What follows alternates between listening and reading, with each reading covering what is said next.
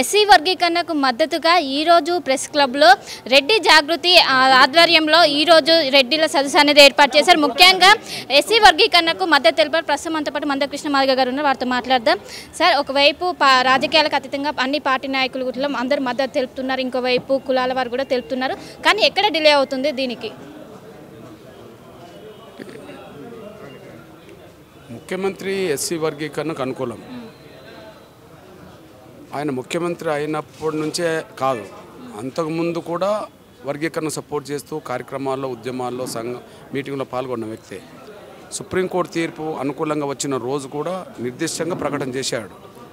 కానీ కాంగ్రెస్ పార్టీలోనే కొంత మాల సామాజిక వర్గానికి సంబంధించిన వాళ్ళ పలుకుబడి వర్గీకరణను ముందుకెళ్లకుండా అడ్డుకునేంత ఉంది వాళ్ళకు.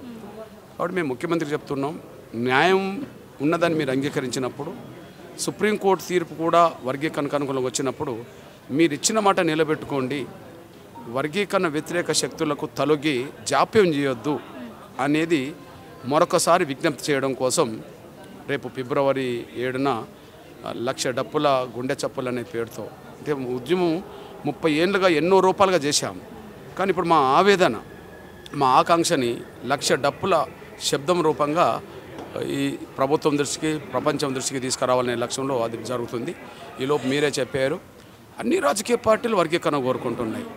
ఇప్పుడు చూడండి, అన్ని సామాజిక వర్గాలు దశల వారీగా ఒక్కొక్క సామాజిక వర్గం ముందుకొచ్చి లేదు వర్గీకరణ జరగాలని కోరుతుంటుంది. ఎంఆర్పిఎస్ ఉద్యమం ఒక న్యాయబద్ధమైన ఉద్యమం జరుగుతుందని సమాజం మొత్తం గమనించింది. కాబట్టినే ఈ మద్దతు ఎంఆర్పిఎస్కు అన్ని సామాజిక వర్గం వస్తుంది.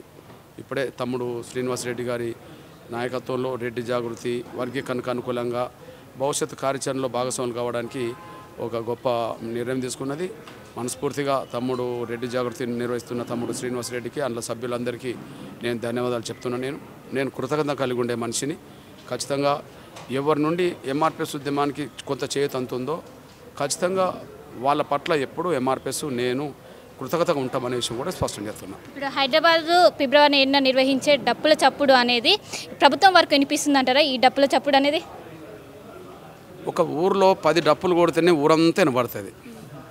ఏ వాడలో ఒక మనిషి చనిపోయినా లేదా ఒక శుభకార్యం జరిగినా, ఏదైనా ఊరేం జరిగినా ఊరిలో ఉన్న అన్ని వాడలకు ఆ డప్పు శబ్దం వినబడుతుంది. 10 డప్పులు కొడితేనే ఊరంతా వినబడుతుంది కదా. రేపు 1,00,000 డప్పులు హైదరాబాద్లో కొడుతుంటే ప్రభుత్వానికే కాదు ప్రపంచానికి వినబడేలాగా, మా ఆవేదన వినబడేలాగా చెప్తాం. అంటే ఎవరైనా అతిథులు ఇట్లా ఎవరైనా రాబోతున్నారా? నేను వర్గీకరణ సమర్థించే అన్ని రాజకీయ పక్షాలను, అన్ని సామాజిక వర్గాల నాయకులను నేను ఆహ్వానిస్తాను. అందువల్ల వేల గొంతులు అనే దానికి అర్థం అదే. అంటే అన్ని సామాజిక వర్గాలకు సంబంధించిన ప్రధాన నాయకత్వం, అదే సమయంలో అన్ని రాజకీయ పార్టీల ప్రధాన నాయకత్వాన్ని ఆహ్వానిస్తాం. రేపు ఒక 2-3 రోజుల తర్వాత ఒక్కొక్క పార్టీ నాయకత్వాన్ని ఆహ్వానించే ప్రయత్నం చేస్తాం. ముఖ్యంగా తెలంగాణ రాష్ట్రానికి పీసీ అధ్యక్షుడు ఉన్నాడు, పీసీ అధ్యక్షుడు మహేష్ గౌడ్. ఓకే, అట్లా అన్ని రాజకీయ పార్టీల దగ్గరికి వెళ్తాం. కాంగ్రెస్ దగ్గరికి వెళ్తాం, బీజేపీ దగ్గరికి వెళ్తాం, బీఆర్ఎస్ దగ్గరికి వెళ్తాం. మాకు మద్దతు కావాలి. మాకు సొంత శక్తి లేనప్పుడు వాళ్ళు న్యాయం అంటున్న వాళ్ళ సహకారం మేము తీసుకోవాలి. కాబట్టి వాళ్ళని కూడా మేము ఆహ్వానిస్తాం రాబోయే రోజుల్లో. అంటే మొదటి నుంచి మీకు ట్యాంక్ బండ్ అనేది ప్రత్యేక కీలకంగా ఉంది. ఇప్పుడు కూడా ట్యాంక్ బండ్ వేదికగానే నిర్వహించబోతున్నారా? అంటే అది ఒక సభ రూపంగా ఉండదు. మా ఆవేదన ప్రపంచానికి చాటే విధంగా ఒక ప్రదర్శన రూపంగా ఉంటుంది. దాదాపు 1,00,000 డప్పులు ఖచ్చితంగా వస్తాయి. స్వచ్ఛందంగా తరలిస్తారు. శ్రేయోభిలాషులు కూడా ఆయా గ్రామాల్లో అన్ని వర్గాల నుంచి మాదిగ ఉద్యమం న్యాయం దక్కాలి అని చెప్పి అనుకుంటున్నారు. కాబట్టి డప్పు కళాకారులు, డప్పు వాయిద్యం సంబంధించిన కొట్టే వాళ్ళందరినీ సమాజం కూడా కొంత పంపుతుంది అనుకుంటున్నాను. మా దగ్గర ఆర్థిక శక్తి లేకపోయినా ఇంటింటికి 10 రూపాయలు 100 రూపాయలు వేసుకొని రమ్మంటున్నాం. అదే సమాజంలో అన్ని వర్గాల సింపతి, మద్దతు ఎంఆర్పిఎస్కున్నది. కాబట్టి అందరి సంపూర్ణ సహకారంతో రమ్మని చెప్తున్నాం.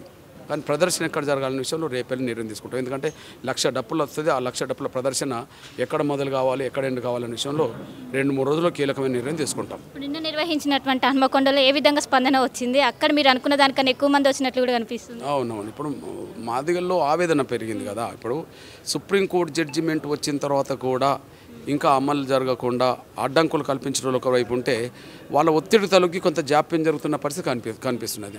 ఈ ఆవేదన రోజు రోజుకు మాదిగల్లో పెరుగుతున్నది.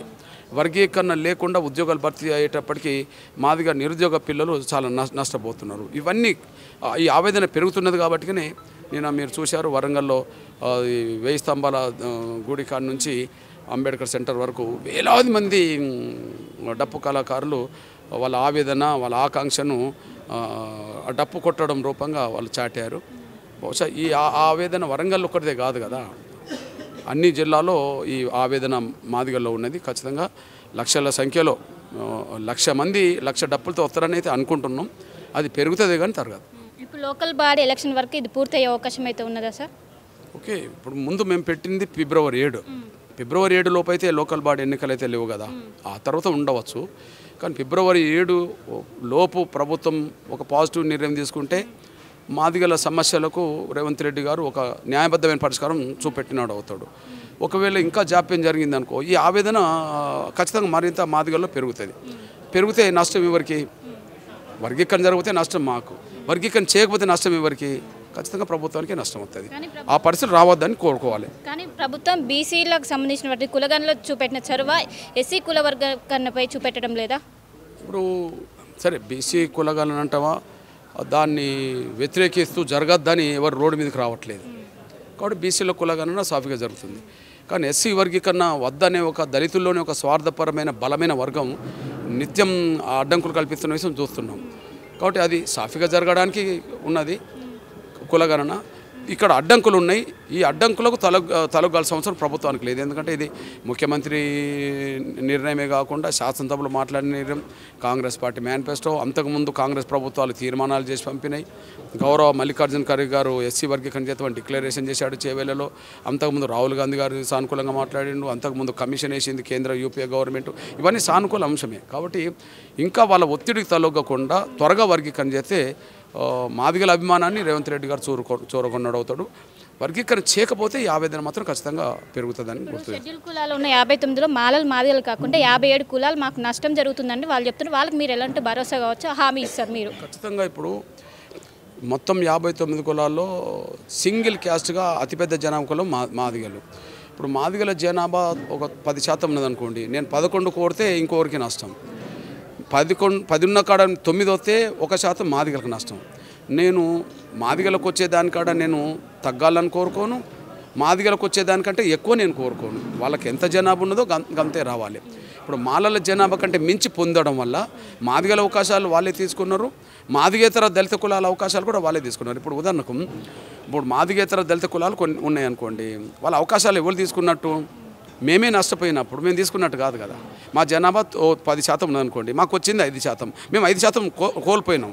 మా 5% అనుభవించిన వాళ్ళు ఎవరు? మాలలే. కాబట్టి మేమే నష్టపోయినప్పుడు ఇంకొకరు కులాల అవకాశాలు మేము తీసుకోలేము. కాబట్టి మాదిగల జనాభా ఎంతో మాదిగలకు వాటా రావాలి, మాలల జనాభా ఎంతో వాళ్ళ వాటా అంతే రావాలి. ఇంకా దళిత కులాలు ఎన్ని కులాలు ఉన్నాయో వాళ్ళ జనాభా ఎంత ఉంటుందో వాళ్ళ వాటా వాళ్ళకి అంత పోవాలి. ఎవరి వాటా వాళ్ళకు వచ్చినప్పుడు నష్టం ఎవరికి ఉండదు. సో మొత్తం మీద రాజకీయాలకు అతీతంగా ఇప్పటికీ అన్ని పార్టీల వాళ్ళు సంఘీభావం తెలిపారు. అండ్ ఇంకోటి ఏంటంటే వచ్చే నెల 7న మాదిగల 1,00,000 డప్పుల చప్పులతో మేము దాన్ని నిర్వహిస్తాం. ఏదైతే ఇన్ని రోజులు వర్గీకరణ కోసం దాదాపు 3 దశాబ్దాల పాటు పోరాడం, కానీ అది ఒకవైపు సుప్రీంకోర్టులో గ్రీన్ సిగ్నల్ వచ్చినప్పటికీ రాష్ట్ర ప్రభుత్వం జాప్యం చేస్తుంది. దీనికి ఆవేదన, ఆ మాదిగల ఆవేదనతో మేము ఫిబ్రవరి 7న 1,00,000 డప్పుల చప్పులతో మేము ప్రభుత్వానికి వినిపించేలా మేము చేస్తామంటూ కూడా ఏదైతే నిన్న నిర్వహించినటువంటి వరంగల్ సభలో కూడా మంచి స్పందన వచ్చిన అనుకున్న దానికన్నా ఎక్కువ మంది పార్టిసిపేట్ చేశారు. ఖచ్చితంగా మేము ప్రభుత్వం పట్ల పోరాడతామంటూ కూడా ఒకవైపు మందకృష్ణ మాదిగ అయితే ప్రస్తుతం అంత పాటు చెప్తున్నారు. ప్రపంచంలో ఏ మూల ఏ క్షణం ఏం జరుగుతుందో వేగంగా తెలుసుకోవడానికి తొలి వెలుగు వాట్సాప్ ఛానల్ని ఫాలో చేయండి.